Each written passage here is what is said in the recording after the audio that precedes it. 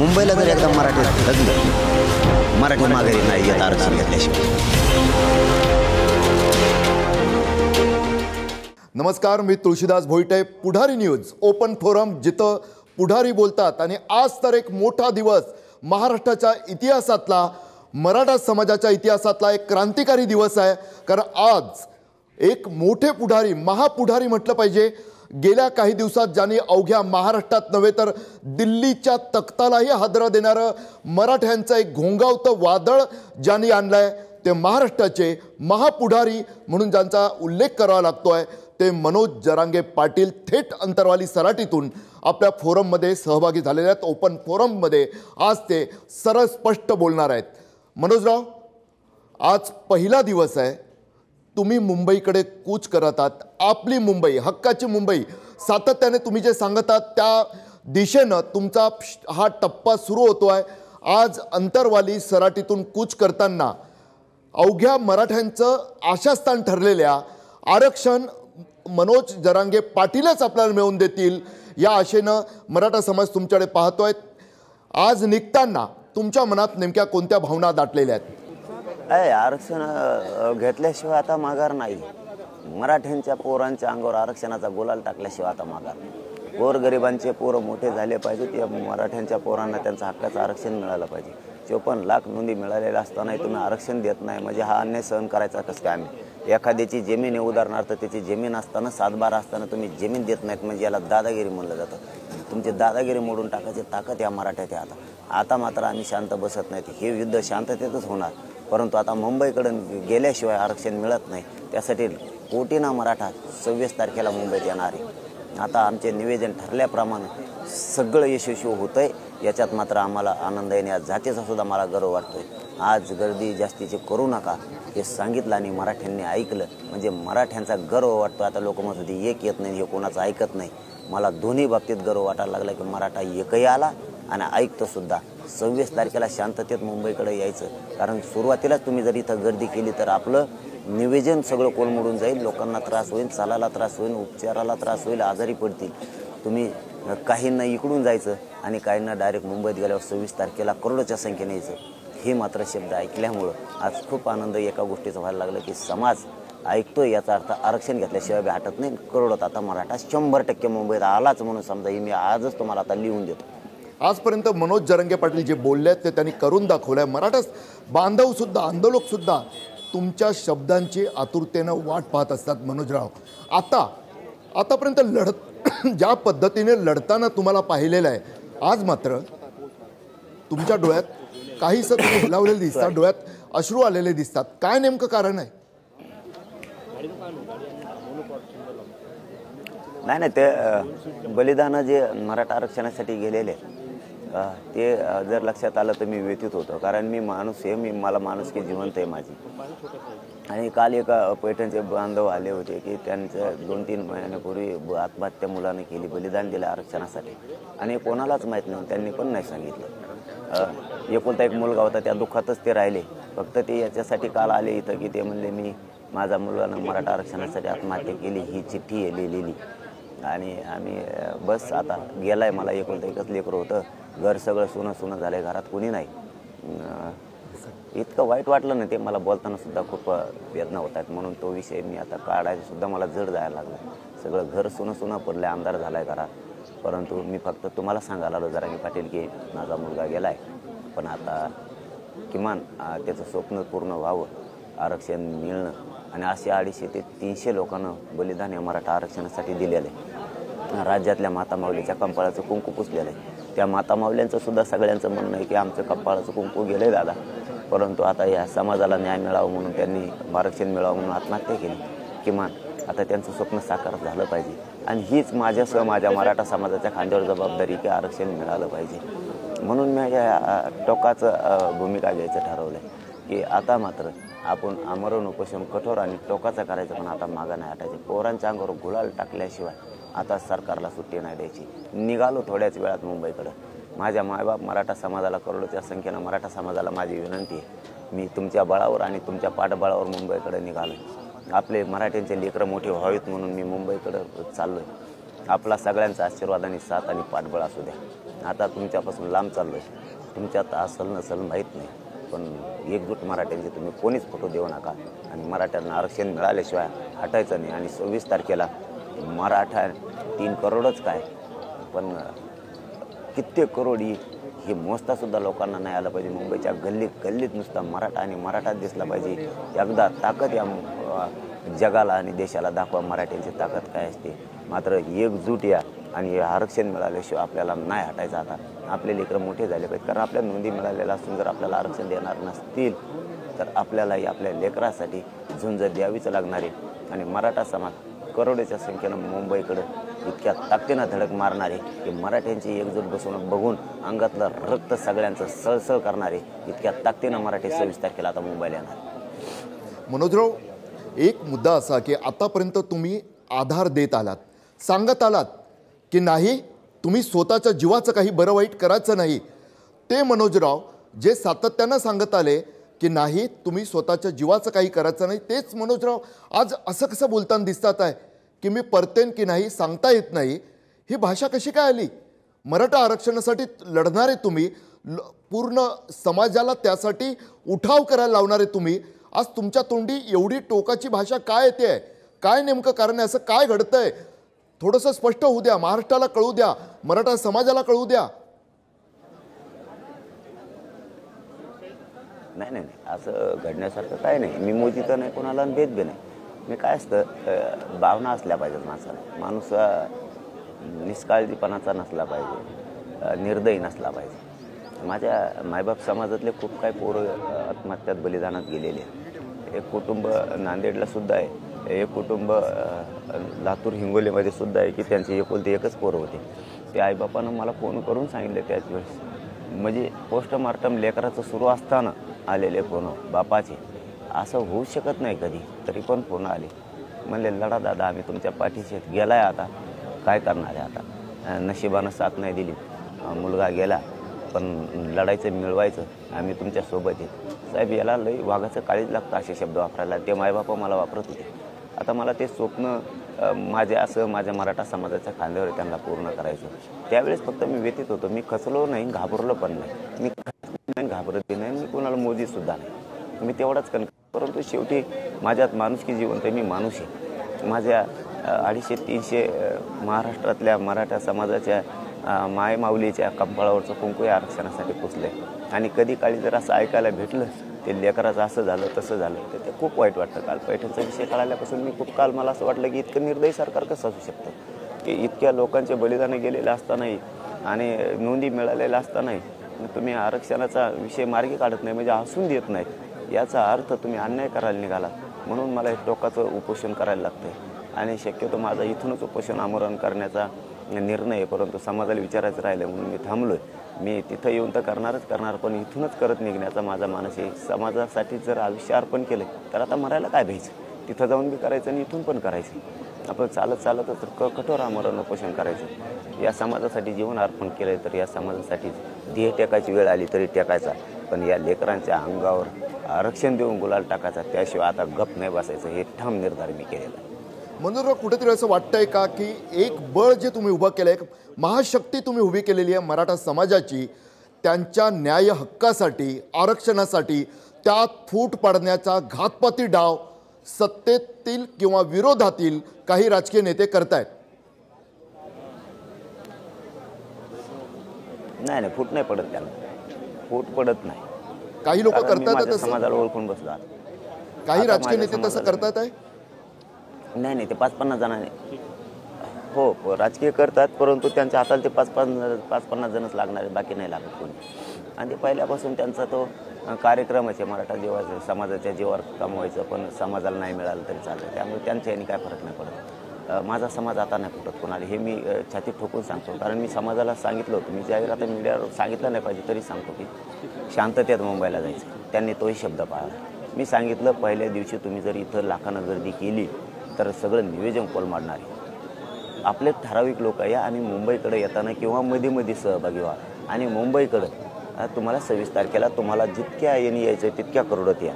मला आज एक लय मोठा गर्व वाटतो माझ्या जातीचा की सांगितल्याप्रमाणे ऐकलं नसता मी प्रामाणिकपणे सांगतो, माझ्या गोदापट्ट्यातले 123 गावातले जरी लोक बाहेर काढले तरी 5 लाख लोक आम्ही अर्ध्या घंट्यात जमवतो, अर्ध्याच घंट्यात. पण आज जे लोक आमच्याच मनाप्रमाणे जमलेत, गर्दी जास्त नाही, हे सुटसुटीत सगळे. कारण आम्ही सांगितलं होतं बाबा गर्दीत रेलचेल झाली, सुरुवातीलाच नियोजन कोलमडलं, गाड्याचे ट्रॅफिकमध्ये जाम झाल्या, गाड्याचं एका लाईनीत नियोजन नाही लावता आलं, सगळा खेळ पांगून जाईल. गर्दी दाखवून काय करायचं नाही, आपली शक्ती आता आपल्याला माहीत झालेली. पहिल्याच दिवशी गर्दी दाखवायची, हे काय लोकांना दाखवायसाठी नाही करायचं, आपल्या लोकांना न्याय मिळवण्यासाठी करायचं आहे. आपल्याला टप्प्याटप्प्यानं आंदोलनात सहभागी व्हा आणि वाशीला गेल्याच्या नंतर मुंबईकडं 26 तारखेला तुम्हाला जितक्या ताकदीनं करोडोच यायचं आहे तितकं यायचं आहे. तर आज बोललेलं निवेदनाप्रमाणे माझ्या जातीनं केल्यामुळे मी इतका आनंदी आणि इतका खुश आहे. नसता माझं आज सगळं निवेदन कोलमडून गेलं असतं. इथं जर मला प्रचंड गर्दी झाली, गर्दी प्रचंड आहे, परंतु आम्हाला जी त्यावेळेस धाकधूक होती, आज रात्रीपर्यंत सुद्धा धाकधूक होती की बहुतेक सगळे लोखंडच येते का काय. पण समाजाने ऐकलेलं आहे, समाज आता नाही शब्दाच्या पुढे जात. त्यामुळं मुंबईतही करोडोनं येणार आहे आता मराठा समाज, याची खात्री आज मी लिहून देतो तुम्हाला. 26 जानेवारीला करोडोत मराठा समाज मुंबईत आहे. कारण इथं जर मी सांगितलेलं नसतं, ऐकलं तर मला वाटलं असतं यांना म्हणलं होतं बा थोड्याच्या, तर यांनी इतकी गर्दी केली की आम्हालाच निवेदन सुधारणं, तर हे मुंबईला बी मग नसतं सांगता आलं. परंतु समाज ऐकायला लागला आणि मी समाजाच्या पुढे जात नाही, याचा लय आज आनंद झाला आहे. 100% करोडोत मुंबईत लोक आहेत आता, आणि फुटफिट आमच्या कुणीच नाही पडू शकत कव्हाच. पण तो जो घातपात सुरू आहे, तो जो सातत्याने प्रयत्न आहे की नाही, मनोज जरांगे पाटील एक सामान्य शेतकऱ्याचा मुलगा एवढं मोठं एक बळ उभं करतो, आजपर्यंत इतिहासात घडलं नाही, ते मनोज जरांगे पाटलांनी करून दाखवलेलं आहे. मराठा समाज एकवटलेला आहे, त्याची भीती आता सत्ताधाऱ्यांना सुद्धा हादरे देणारी ठरते. सराटीत बसून तुम्ही सत्तेला हादरवताय मनोजराव.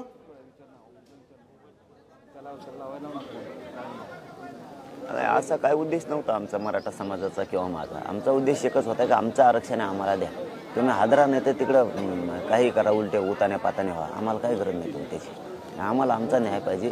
आम्ही सगळ्यांना आमच्या बापदाद्यांनी मोठं केलेलं आहे, त्याच्यासाठी आमचा हा संघर्ष आहे आणि ही ताकद आम्ही लावलेली आणि आम्ही शेवटपर्यंत ती ताकद लावलेली ठेवणार आहे. आता तर मुंबईकडे निघालो.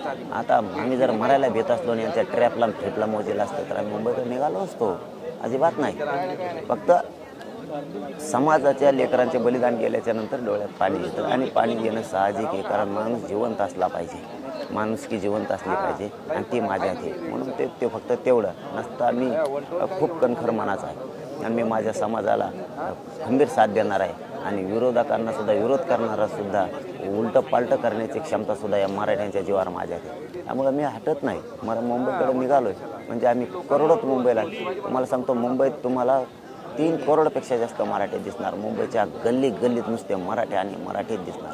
कारण माझी तब्येत खराब झाल्यावर सुद्धा माझा मराठा समाज घरी नाही बसू शकत. सगळा मराठा समाज मुंबईकडं तुटून पडणारे, मुंबईकडं धावून येणारे आणि माझा मराठा समाज शांततेत बसणारे याची मला खात्रीने मी तुम्हाला लिहून देतो. खात्री शांततेत मांड्या घालून मुंबईत बसणार आणि आरक्षण घेऊन जाणार. मनोजराव, तुम्ही दरवेळी सांगताय की 3 कोटी मराठा समाजाचे आंदोलक मुंबईत जमतील आणि काही राजकीय नेते जे सत्तेत बसले आहेत, जबाबदार पदांवर बसले आहेत, ते 3 कोटी या आकड्याची थट्टा करताना दिसतात. नेमकं काय असं वागणं आहे?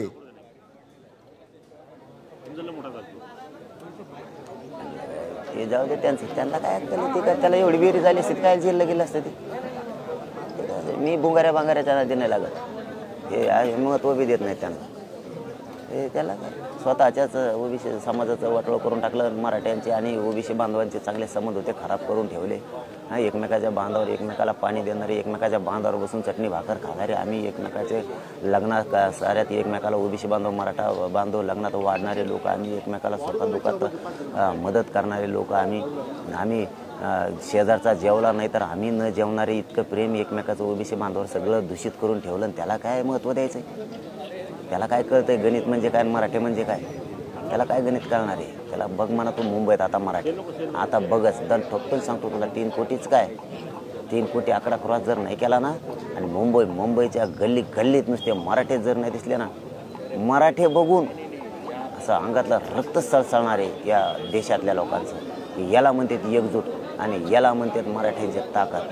तुम्ही फक्त 26 तारखेला बघा आता मुंबईत मराठी किती ताकदीने उसळते ते बघ म्हणा तिथं येऊ.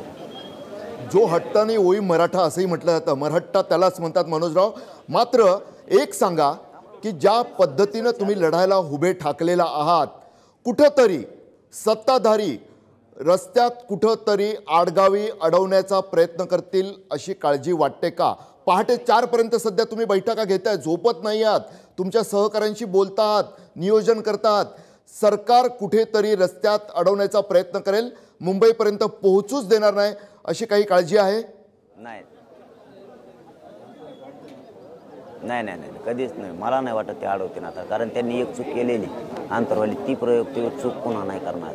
ती जर चूक केली तर सत्तेचे जेवर करतील, पण तिथून पुढं आयुष्यात सत्तेला कधी शिवता येणार नाही त्यांना, कधीच. कारण शेवटी मराठ्यांच्या अंगावरती आणि शेपटावरती पाय देणं म्हणजे सोपी गोष्ट नाही. इथून पाठीमागच्या मराठ्यांचा इतिहास आणि अनुभव त्यांना माहिती आहे. मराठ्यांनी ज्याला ज्याला डोक्यात घेतलं नाही, एकदा जर समोरचा नेता मराठ्यांच्या डोक्यात बसला त्याला आयुष्यभर गुलाल लागू देत नाहीत मराठी. असे तुम्हाला मी शेकडो उदाहरणं देऊ शकतो, शेकडो, 1-2 नाही, शेकडो. त्यामुळं आता ती अंतर्वलित केलेल्या प्रयोगानं सरकार डॅमेज झालेलं आहे आणि आमच्यावरती प्राणघातक हल्ला झालेला आहे. पण त्यांनी जर असं काही प्रयत्न केला तर तुम्हाला सांगतो, त्यांनी फिरून स्वप्नच बघायचं नाही. राजकीय गुलाल अंगावर पाडण्याचा सुपडा सापच या राज्यात आणि या राज्याच्या बाहेरसुद्धा 14 राज्यात जवळपास 42 करोडपेक्षा जास्त मराठा समाज आहे. आणि सगळ्यांचे आम्हाला फोन आहेत की एकदा देशव्यापी आरक्षणाचा लढा लढूया आणि आपण मराठी एकत्र राहूया. मला इतके फोन आहेत, परंतु सरकार त्या भानगडीत पडणार नाही हे मी तुम्हाला खात्रीने सांगतो. जर पडलं तर यांच्यासारखं पागल सरकारच नाही म्हणायचं दुसरं कोणचं. कारण यांना हाताने उतारती कळा लागली म्हणायची यांची, आणि यांच्या हातानेही घरी चालले आहेत. यांना एकच काम नाही करता येईल, गोडी गुलाबीनं सामंजस्यानं तोडगा काढणे, चर्चा करणे आणि मराठ्यांना आरक्षण देणे. असल्या दादागिरीच्या भाषेत आणि सत्ता हाय म्हणून वापर केली तर उद्या ती राहणार नाही. मग काय करणार तुम्ही? म्हणजे सगळा सारासार विचार करून सगळं भान ठेवून ते यावेळेस 100% देवेंद्र फडणवीस साहेब आणि शिंदेसाहेब पाऊल उचलतील याची आम्हाला गॅरंटी. आणि त्यांनी कोणचं उचललं तरी आम्हाला काही तोटा नाही. तोटा दोन्ही बाजूनं मग त्यांचाच होणार आहे. राजकीय आयुष्यातून सोपडासापही त्यांचाच होणार आहे मग. आणि आम्ही तर मुंबईकडे तरीही जाणारच आहे शांततेत. आम्ही मात्र कोणावर हात उचलणार नाही आणि शांततेत मुंबईकडे जाणार म्हणजे जाणार, याच्यावर आम्ही ठाम आहेत. आणि कोणीही आडवा आला तरी ठाम आहेत. आणि केशी फिशेला मराठी मोजत नाही तर ते काय करायचं? लेकरच इथं मराठ्यांचे मारायला लागले तर तुमची केशी फिशी. मराठी स्वतःच्या लेकराच्या न्यायासाठी मुंबईकडे जाणार. आणि यावेळेस मात्र तुम्हाला खात्रीने सांगतो, आरक्षण देऊन मराठ्यांच्या पोरांच्या डोक्यावर गुलाल टाकल्याशिवाय आता मागं हटत नाही. म्हणून मराठाही करोडच्या संख्येनं 26 तारखेला मुंबईत येणार. म्हणून टप्प्याटप्प्याचे जे नियोजन झालेलं आहे की जे तुम्ही केलेलं आहे, त्यामुळे आत्ताच तुम्ही जे खूप महत्त्वाची माहिती सांगितलीत की अंतर्वालीत लाखोंनी जमू नये यासाठी तुम्ही विनंती केली, आवाहन केलं आणि समाजानं सुद्धा ऐकलं तुमचं. पुढचं टप्प्याटप्प्याचं नियोजन कसं आहे महाराष्ट्रातल्या मराठा समाजाला ते सुद्धा कळू द्या, इतर समाजाला सुद्धा कळू द्या. कारण तुम्ही म्हणालात तसं या महाराष्ट्राची परंपरा एकमेकाशी मैत्रीची आहे, बंधुभावाची आहे. तिथं कुठंही काही गडबड नाही आहे. राजकीय नेते मग काहीही बोलू द्या. तुम्ही टप्प्याटप्प्याचं नियोजन कशा पद्धतीनं केलं आहे मुंबईच्या पायी दिंडीचं?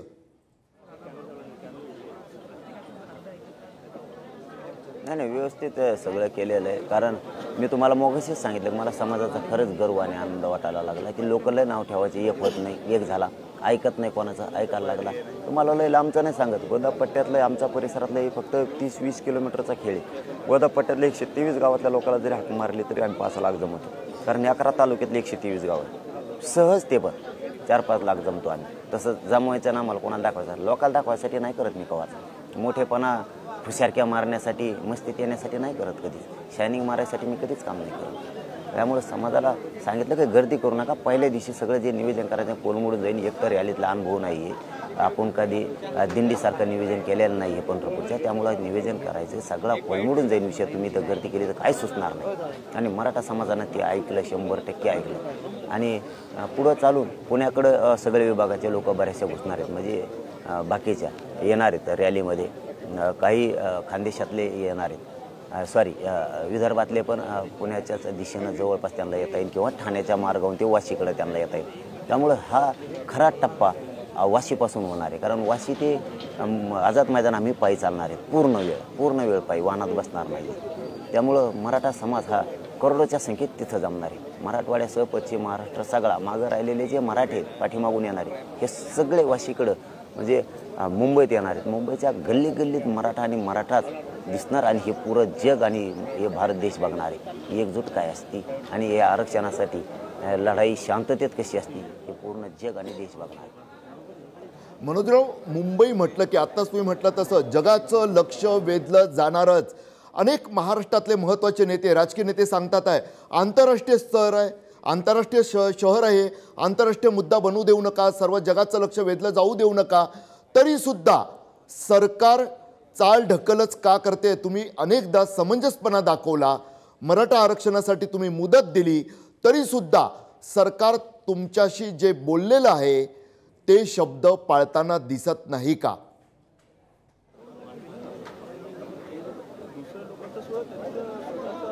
नाही ते आता त्यांचे काय, त्यांनी चालढकल करायची का काय करायचं, का करताय ते त्यांना माहीत. मुंबईला आम्ही येणार आहे आणि तुम्हाला पुन्हा पुन्हा सांगतो त्या भानगडीत ते पडणार नाहीत. आता अडवायचं आणि खेळवायचं ते आम्ही शांततेत आमरण उपोषण करतोय, कायद्याने आम्हाला अधिकार दिलेला.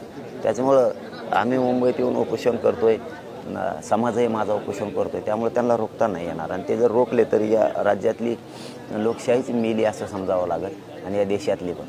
त्यामुळं ते तसा प्रयोग करणारच नाहीत, कारण त्यांचे कोणी एकदा झालेलं आहे. पण आता जर करायचा प्रयत्न केला, ते जे स्वप्न बघतायत त्यांचं मग ते स्वप्न मोडून जाईल पुढचं सुद्धा सगळं. त्यामुळे त्या भानगडीत ते नाही पडणार. आता ते मराठ्यांशी कसा तोडगा काढता येईल हे करू शकतात, कारण रस्त्याचे मार्गसुद्धा रस्त्यानं जातानाही कोणी काय चर्चेचे दारं बंद केल्या नाहीत. त्यामुळे त्या भानगडीत ते पडणार. त्या भानगडीत पडलं तर त्यांचा इतका लॉस होईल की आता ते आज नाही सांगत मी तुम्हाला किती लॉस होईल ते. त्यांचा खूप म्हणजे त्यांच्या जीवनातलं सगळ्यात मोठं हे त्यांच्याकडून घडलेलं कृत्य असं की उभ्या आयुष्यातून सगळ्यांना राजकीय आयुष्यातून उठावं लागलं.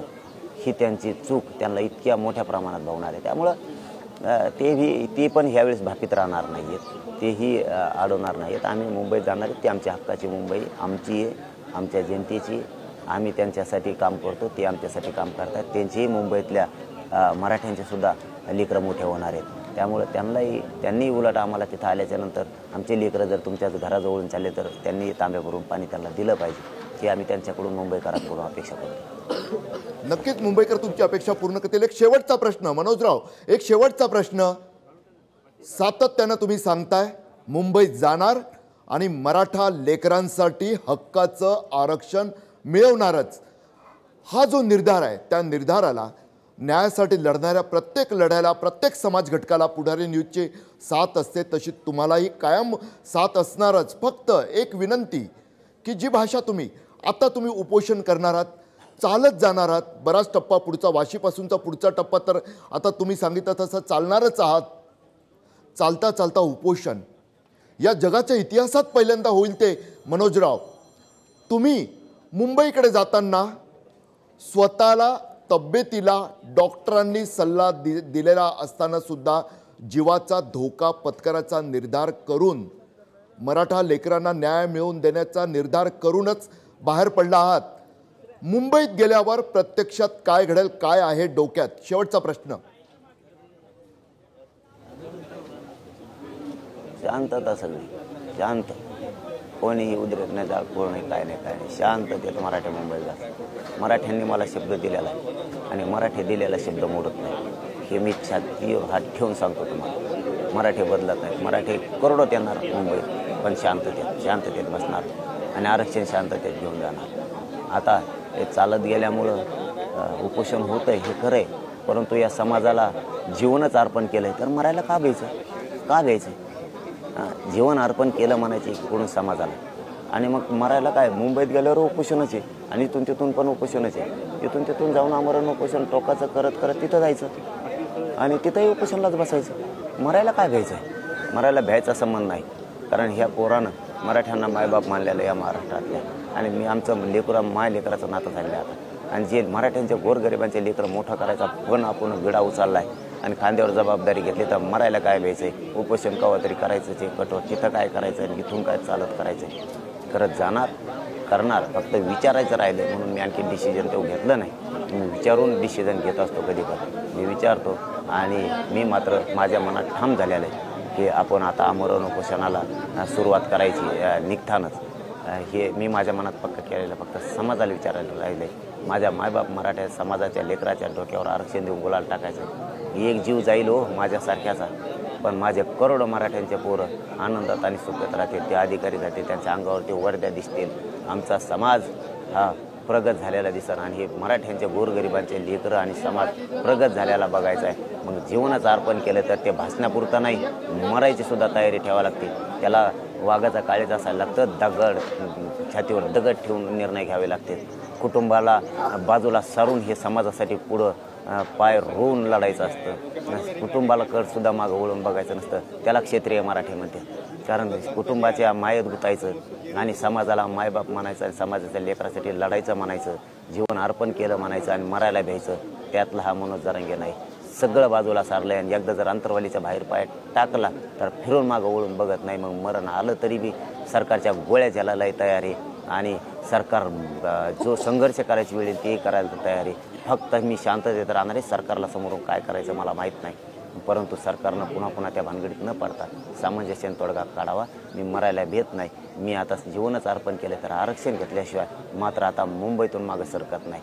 जे होईल ते माझ्या मराठा समाजाच्या न्यायासाठीच होईल. आणि मराठा समाजाला माझी विनंती, जर तुमच्यात मी असेल नसेल मला माहीत नाही, परंतु जर हा विचार मरू द्यायचा नाही. मराठा समाज खूप पिढ्यानंतर एकत्र झाला आहे. मराठ्यांची एकजूट फुटू देऊ नका. ताकदीनं फक्त आशीर्वाद द्या आणि माझ्या पाठीशी उभा राहा. मला तुमच्या पाठबळाची गरज आहे. आता आरक्षण घेऊन आल्याशिवाय मी वापस आता फिरत नाही. मनोजराव धन्यवाद. खरं तर काही वेळातच तुमची दिंडी, पायी दिंडी सुरू होणार आहे. उपोषणाचा सुद्धा निर्धार आहे. तरी सुद्धा तुम्ही पुढारी न्यूज ओपन फोरमसाठी वेळ दिलात. मनोज जरांगे पाटील मराठा आंदोलक, ज्यांनी एक सामान्य माणूस हो, त्यानं अवघ्या महाराष्ट्रात एक वादळ, घोंगवणारं वादळ, एक तुफान आणलं आणि पुन्हा भाषा पहा त्यांची. एकदा बळ आलं की काय घडतं, सत्तेचं बळ हाती असताना माणसं कसं बेजबाबदारपणे बोलतात तेही अनेकदा खुपणारं असतं. मात्र हा सामान्य कुटुंबातून आलेला एक सामान्य कार्यकर्ता आता एवढा मोठा नेता झालेला असतानाही कुठंही डोक्यात त्यांच्यात ते बळ गेलेलं दिसत नाही आहे. मनोज जरांगे पाटील यांना खरं तर पुढारी न्यूजच्या वतीनं आमची विनंती असेल, तुम्हाला लढायचं आहे. तुमच्या डोळ्यातले अश्रू हे मन हिलावून टाकणारे आहेत. फक्त मराठा समाजाच नाही तर या प्रत्येक मराठी माणसाचे जे न्यायासाठी लढतात. एकच विनंती आहे, सर्व करा. पायी चालत निघाला आहात, मुंबईला येत आहात, ही मुंबई आपल्या हक्काचीच आहे, आपल्या मराठी माणसांचीच आहे, मराठा समाजाची सुद्धा आहे. कारण ती घडवण्यात इकडच्या मराठा माथाडी कामगारांचा सुद्धा मोठा वाटा आहे. इतरही अनेक नावं घेता येतील. मात्र मनोजराव, उपोषण करू नका, हेच कळकळीचं आव्हान तुम्हाला पुढारी न्यूजच्या वतीनं आहे. पुढारी न्यूजच्या ओपन फोरममध्ये या आंदोलनासारख्या अनेक बातम्या, अनेक घटनांचा वेध आपण घेतच राहू. पुढाऱ्यांना बोलतं करतच राहू. ते वेगवेगळी माहिती बेधडकपणे आपल्यासमोर मांडत राहतात, कारण कुठंही त्यात काटछाट नसते. पुढारी न्यूजच्या ओपन फोरममध्ये आज इथंच थांबूया. तुम्ही पाहत राहा पुढारी न्यूज, आवाज जनतेचा. मुंबईला जर एकदा मराठी धडकलं, मराठी माघारी नाही येत आरक्षण घेतल्याशिवाय.